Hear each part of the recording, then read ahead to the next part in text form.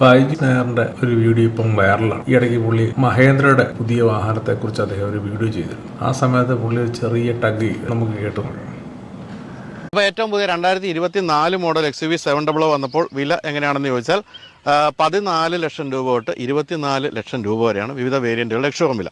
നമ്മളിപ്പോൾ ഇന്നിപ്പോൾ ഓടിച്ചു കഴിഞ്ഞിരിക്കുന്നത് ഏറ്റവും ടോപ്പ് എൻഡ് മോഡലാണ്. ഇതിനാണ് 24 ലക്ഷം രൂപ എക്സ്ഷോറൂം വില വന്നിരിക്കുന്നത്. നമ്മളിപ്പോൾ അമ്മയുടെ 3 മാസത്തെ പെൻഷൻ തുക കൊണ്ട് IT കമ്പനി തുടങ്ങിയ പോലെയൊന്നും ഈ വാഹനം വാങ്ങിക്കാൻ പറ്റില്ല. നന്നായിട്ട് കഷ്ടപ്പെട്ട് വിയർത്താൽ മാത്രമേ ഇതിൻ്റെ ടോപ്പ് എൻഡ് മോഡലൊക്കെ വാങ്ങിക്കാൻ പറ്റുകയുള്ളൂ എന്നുള്ളതാണ്. അളിയൻ നൈസായിട്ട് സംസ്ഥാന സർക്കാരിൻ്റെ ചെറിയ പണി. പുള്ളിയുടെ പഴയ വീഡിയോസ് എടുത്ത് നോക്കിയാലും കാണാം. അധികാരികളുടെ പ്രവർത്തനത്തിൻ്റെ അകത്തുള്ള പിഴവുകളൊക്കെ ചൂണ്ടിക്കാണിച്ചുകൊണ്ടുള്ള ചെറിയ നൈസ് പണി കൊടുക്കാൻ മിടുക്കനാണ്. ഇവിടെ കുറേ ഡെമ്മി സ്വിച്ചുകളാണ് കൊടുത്തിരിക്കുന്നത്. പ്രത്യേകിച്ച് കാര്യമൊന്നുമില്ല. NSSൻ്റെ തലപ്പത്തിരിക്കുന്ന ആൾക്കാരെ പോലെ തന്നെ സമുദായത്തിനോ സമൂഹത്തിനോ ഒരു ഗുണവുമില്ലാത്ത ആൾക്കാരിരിക്കുന്ന പോലെ ഇതൊരു പ്രയോജനമില്ലാത്ത കുറച്ച് ഡെമ്മി സ്വിച്ചുകൾ ഇവിടെ ഇരിക്കുന്നു എന്ന് മാത്രമേ ഉള്ളൂ. നൈസായിട്ട് NSSൻ്റെ കൊടുക്കും. അറ്റ് പ്രസന്റ് നമ്മുടെ നാട്ടിൽ നടന്നു പോകുന്ന രാഷ്ട്രീയക്കാരുടെ പ്രവർത്തന രീതികൾ ശരിയല്ല വരുമ്പോൾ തൻ്റെതായ രീതിയിലുള്ള വിമർശനം പുള്ളി ചെയ്യുന്നു.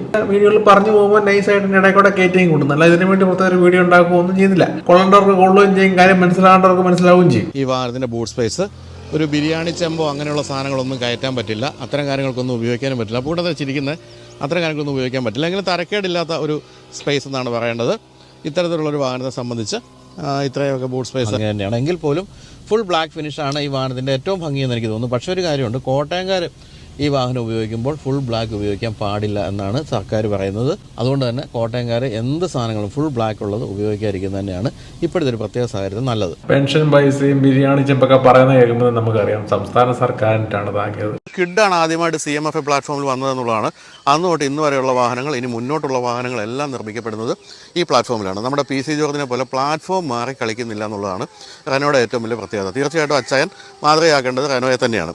ഇത് പുള്ളി നൈസായിട്ട് കൊടുക്കുന്നു. വീഡിയോയുടെ കൂടെ പറഞ്ഞു പോകുമ്പോൾ സൈഡിലൊക്കെ നൈസ്. പക്ഷേ ഈ 2 ദിവസമായിട്ട് പുള്ളി സോഷ്യൽ മീഡിയയിൽ എയറില്ല. ഇവിടുത്തെ ഏറ്റവും വലിയ പ്രശ്നം വെച്ചാൽ ഈ സോഷ്യൽ മീഡിയ ഇൻഫ്ലുവൻസേഴ്സിനെ നമ്മൾ ഡീൽ ചെയ്യുമ്പോൾ സൂക്ഷിച്ചും കണ്ടുപിടി. ഇപ്പോൾ എന്നെ പോലെയുള്ള സോഷ്യൽ മീഡിയ ഇൻഫ്ലുവൻസേഴ്സ് അല്ല, ബൈജുവിനെ പോലെയുള്ളവരെയൊക്കെ ഡീൽ ചെയ്യുമ്പോൾ വളരെ സൂക്ഷിച്ചു വേണം. ഒന്നാമത് പണ്ട് 2015 മുമ്പുള്ള രാഷ്ട്രീയ സാഹചര്യമല്ല ഇന്നിപ്പോൾ. സോഷ്യൽ മീഡിയ ഇൻഫ്ലുവൻസേഴ്സിനെ പേടിക്കേണ്ടതുണ്ട്. ഇവരൊരു വീഡിയോയ്ക്കകത്ത് പറഞ്ഞ കാര്യങ്ങൾ ലക്ഷക്കണക്കിന് കോടിക്കണക്കിന് ആൾക്കാരിലോട്ട് എത്തും. പണ്ട് ജനങ്ങൾക്ക് ഇത് പറയാൻ സോഴ്സ് ഇല്ലായിരുന്നു. ഒരുമാതിരിപ്പെട്ട എല്ലാവർക്കും സ്വന്തമായിട്ട് യൂട്യൂബ് ചാനൽ സക്സസ് ഉള്ളതായിരിക്കും. ചിലപ്പം വല്ലപ്പോഴും വീഡിയോ ഇടുന്നത്. പക്ഷേ നീർക്കോലി കടിച്ചാൽ അത്താരം മുടങ്ങുമെന്ന് പറയും. നമ്മളോട് തെറി വിളിക്കണമെന്നത് അത് വീഡിയോ എടുക്കാൻ ആൾക്കാരുണ്ട്. തന്റെ ഭാഗത്തിന് വീഴ്ച ഉണ്ടായാൽ പിന്നീട് റെക്ടിഫൈ ചെയ്ത് അത് ക്ലിയർ ഔട്ട് ചെയ്യുന്നുണ്ട്. ഇവർക്കെതിരെ കലാവാക്കുമാനത്തിനോ അല്ലെന്നുണ്ട് ഇവർക്കെതിരെ മാതൃകാപരമായ രക്ഷാപ്രവർത്തനത്തിനൊന്നും പോയിട്ട് കാര്യമില്ല. ഇത് ചെയ്താലും വീണ്ടും പുറത്തോട്ടിറങ്ങുമ്പോൾ അവർ പിന്നെ വീഡിയോ ഇടില്ലേ. വീഡിയോ ഇഷ്ടപ്പെട്ടെങ്കിൽ ലൈക്ക് ചെയ്യുക, ഷെയർ ചെയ്യുക, സബ്സ്ക്രൈബ് ചെയ്യുക. Okay, bye, take care.